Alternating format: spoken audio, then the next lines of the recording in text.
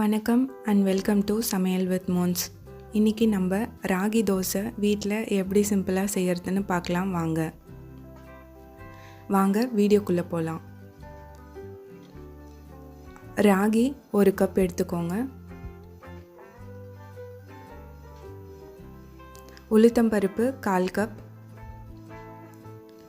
வெந்தயம் 1 table spoon. இது எல்லாத்தையும் கழுவி ஊற வச்சுக்கலாங்க தனித்தனியாக. வெந்தயம் 2 மணி நேரம் ஊற வச்சு எடுத்துருக்கேங்க. உளுத்தம்பருப்பு 1/2 மணி நேரம் ஊற வச்சு எடுத்துக்கோங்க. நைஸாக அரைச்சி எடுத்துக்கோங்க. இப்போது ராகி அரைச்சிடலாங்க கூட சேர்த்து. ராகி 2 மணி நேரம் ஊற வச்சு எடுத்துருக்கேங்க. தண்ணியோடு சேர்த்து அரைச்சிக்கலாங்க.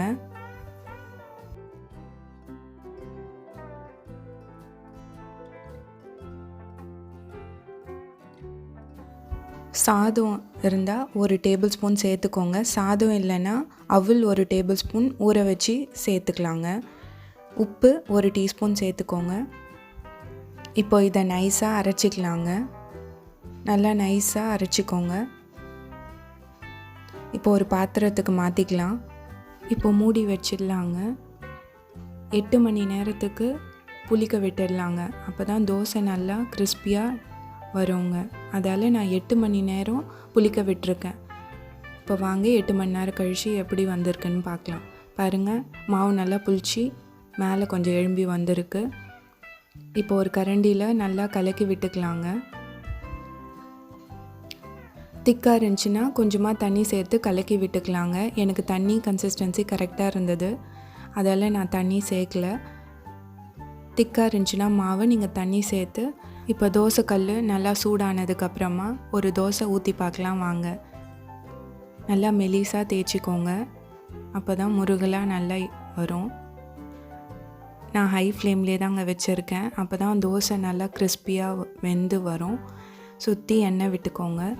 ஒரு 2 மினிட்ஸ் வெயிட் பண்ணுங்கள். எண்ணெய் ஊற்றிட்டு தோசை கல்லுலேருந்து பிரிஞ்சு வரும். அந்த டைமுக்கு திருப்பி போட்டுக்கலாம்.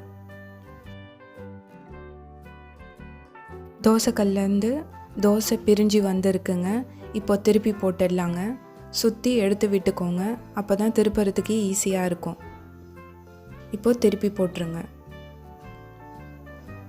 பார்த்தீங்களா மேலே எவ்வளோ மொருவலாக இருக்குன்ட்டு. ஈஸியான ஹெல்த்தியான கிறிஸ்பியான ராகி தோசை வீட்டிலே எவ்வளோ ஈஸியாக ரெடி ஆகிடுச்சு பார்த்தீங்களா. கண்டிப்பாக ட்ரை பண்ணிவிட்டு எப்படி வந்ததுன்னு கமெண்ட் பாக்ஸில் கமெண்ட் பண்ணுங்கள். மறக்காமல் சப்ஸ்கிரைப் பண்ணாதவங்க சப்ஸ்கிரைப் பண்ணிக்கோங்க. பக்கத்தில் இருக்க பெல் ஐக்கானை ப்ரெஸ் பண்ணிக்கோங்க. நன்றி.